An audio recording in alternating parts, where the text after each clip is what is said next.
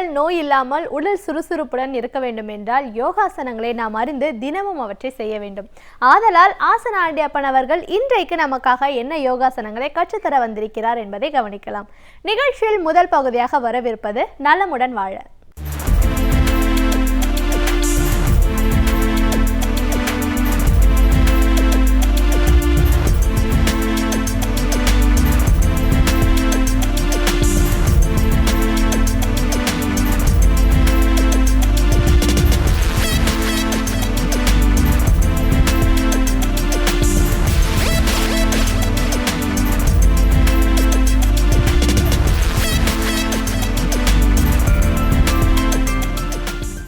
என் அருமை உலகத்தமிழ் மக்களே, தாய்மார்களே, பெரியோர்களே, சிறார்களே, என் அருமை சீடர்களே, யோக நண்பர்களே, யோக விரும்பிகளே, உங்கள் அனைவருக்கும் என் இனிய காலை வணக்கம். கலைஞர் தொலைக்காட்சி நிகழ்ச்சியில் நலமுடன் வாழ என்னும் பிரிவில் யோகாசனத்திற்கு அதிகாலை வேளையில் முதல் நிகழ்ச்சியாக முக்கியத்துவம் தரப்பட்டிருக்கிறது என்பதுதான் உண்மை. வேறு எந்த தொலைக்காட்சியிலும் அதிகாலை வேளையில் முதல் நிகழ்ச்சியாக தரப்படுவது இல்லை என்பதையும் நான் இந்த நேரத்தில் சொல்லியாக வேண்டும். எப்பொழுதாவது செய்வதில் பிரயோஜனம் இல்லை. அதிகாலை வேளையில் எல்லா தொலைக்காட்சிகளும் இந்த யோகாசனத்துக்கு முக்கியத்துவம் கொடுத்து மக்களுக்கு இதை ஒரு நிகழ்ச்சியாக தரப்பட வேண்டும். அப்படி தான் எல்லோரும் பயில்வார்கள். எல்லோரும் இப்பொழுது எல்லா தொலைக்காட்சியும் பார்க்கிறார்கள். ஒரு தொலைக்காட்சியை மட்டும் சில பேர் பார்ப்பார்கள், இன்னொரு தொலைக்காட்சியை சில பேர் பார்ப்பார்கள்.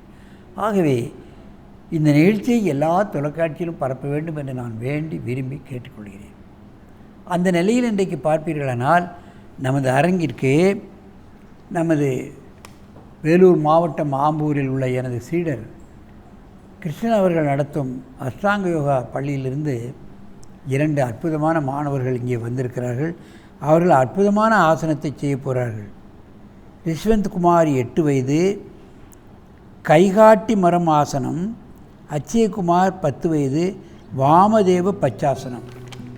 இவைகளெல்லாம் இதுவரைக்கும் யாரும் செய்யாத ஆசனங்கள் இப்பொழுது செய்ய போகிறார்கள். நீங்கள் பார்க்க வேண்டும்.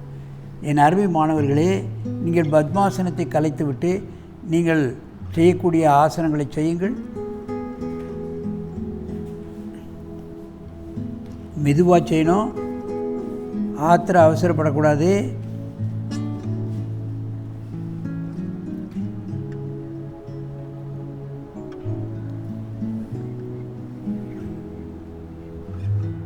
தலையை கீழே வைத்திருக்கிறார், திருப்பி வைத்திருக்கிறார். கால்கள் 2 மேலே போய்விட்டது. இவர் காலை வளைத்து ஒரு கால் முன்னை வைத்து செய்து கொண்டிருக்கிறார். பாருங்கள், எத்தனை திருகல், எத்தனை வளசல்கள் என்று நாம் பார்க்க வேண்டும்.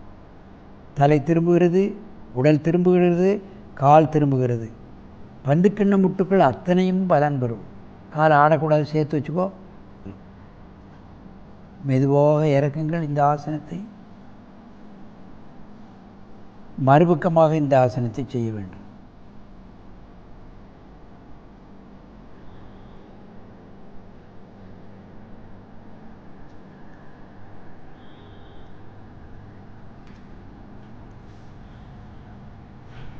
மெதுவாக அவசரப்படாமல் செய்ய.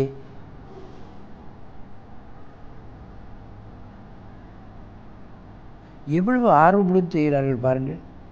அதைத்தான் பார்க்க வேண்டும். அது எவ்வளவு கடினமாக என்றோ அதை பற்றி கவலைப்படுவதே இல்லை. உடல் திருகிறது, தலை திருகிறது, பந்துக்கிண்ண முட்டு திருகிறது, இவற்றையெல்லாம் பார்க்க வேண்டும். கொஞ்சம் ரெஸ்ட் எடுத்துக்கோ, மூச்சுடு. கஷ்டமான ஆசனங்களை செய்யும் பொழுது கொஞ்சம் ரெஸ்ட் எடுத்துட்டு தான் அடுத்தால செய்யணும். நல்ல மூச்சு வாங்க.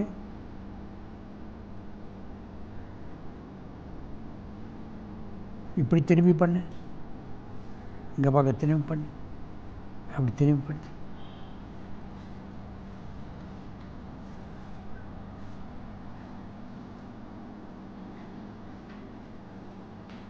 காலை சேர்த்தா தான் ஆடாமல் இருக்கும். நீ காலை சேர்க்கலைன்னா ஆடிக்கிட்டே இருக்கும். காலை என்ன சேரு.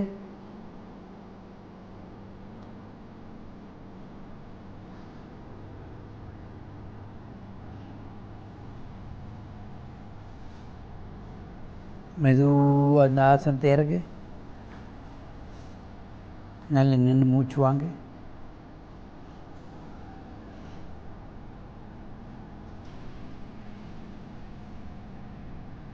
மீண்டும் ஒரு முறை செய்.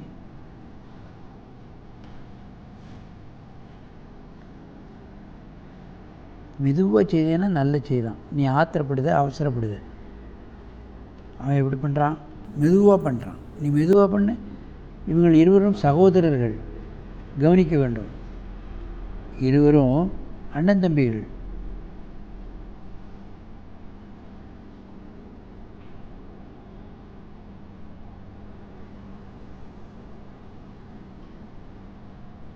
மெதுவாக இறக்குங்க. நன்றாக மூச்சை இழுத்துக்கொள்ளுங்கள்.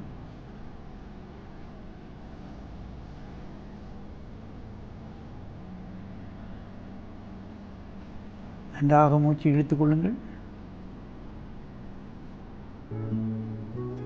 பத்மாசனத்தில் உட்காருங்க. கடினமான ஆசனங்களை செய்யும் பொழுது மேல் வலி ஏற்படும். அங்கங்கே வலி ஏற்படும் ஆரம்ப காலத்தில். அவைகளை தாங்கி கொண்டு அவர்கள் செய்கிறார்கள். கழுத்தை விளைக்கிறார்கள், காலை விளைக்கிறார்கள், கையை விளைக்கிறார்கள், முதுகை விளைக்கிறார்கள். இத்தனையும் ஒரே ஆசனத்திற்குள் வரும் பொழுது நிச்சயமாக அவர்கள் உடல் பூலாவுமே ஆரம்ப கட்டத்தில் வலி ஏற்படும். ஆனால் அவர்களை தாங்கிக் கொள்கிறார்கள்.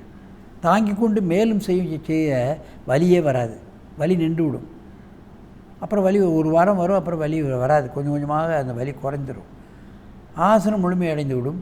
பலன்கள் முழுமையாக அவர்கள் கிடைத்து விடுகிறது என்பதுதான் உண்மை.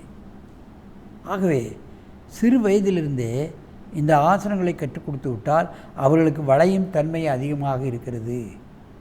ஆகையால் எந்த கஷ்டமான ஆசனங்களையும் அவர்கள் முழுமைப்படுத்த முடியும். அதனால் முழுமையான பலன்களை அவர்கள் பெற முடியும். சிறு குழந்தைகளுக்கு பலனை பற்றியே நினைக்க மாட்டார்கள். இந்த பலன் கிடைக்கிறது இந்த ஆசனத்தை செய்யலாம் என்று செய்வார்கள். விளையாட்டாக செய்வார்கள். வாத்தியார் சொல்லி கொடுக்குறார்களே என்று செய்வார்கள். ஆனால் அவர்களுடைய ஆக்டிவிட்டீஸ், அவருடைய நடவடிக்கைகள், அவருடைய படிப்புத்தன்மை இவர்களையும் பார்த்தால் அபரிமிதமாக முன்னேற்றம் அடைந்திருக்கும் என்பதுதான் உண்மை. எத்தனை பேர்கள் சரியாக படிக்காத பிள்ளைகளெல்லாம் யோகாசனத்தில் இந்த பள்ளியில் சேர்த்த பின்பு அவருடைய நடவடிக்கை பள்ளியிலே மாறுபட்டு இருக்கின்றது என்பதையெல்லாம் பெற்றோர்கள் சொல்ல கேட்கும் பொழுது மகிழ்ச்சியாக இருக்கின்றது. ஆகவே யோகாசனம் என்பது ஏதோ ஒரு பயிற்சி என்று நீங்கள் கருதிவிடாதீர்கள்.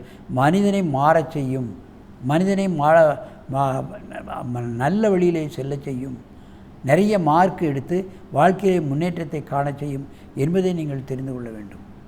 ஆகவே இது போன்ற ஆசனங்களை மாணவர்களை காலையிலும் மாலையிலும் பழக வைத்து அவர்கள் எதிர்கால செல்வங்களாக மாற்றி இந்த நாட்டுக்கும் நாட்டு மக்களுக்கும் சேவை செய்யக்கூடிய அளவுக்கு அவர்களை வளர்க்க வேண்டும் என்று கேட்டு உங்களிடமிருந்து விடைபெறுவது ஆசனம் ஆண்டியப்பன். வணக்கம்.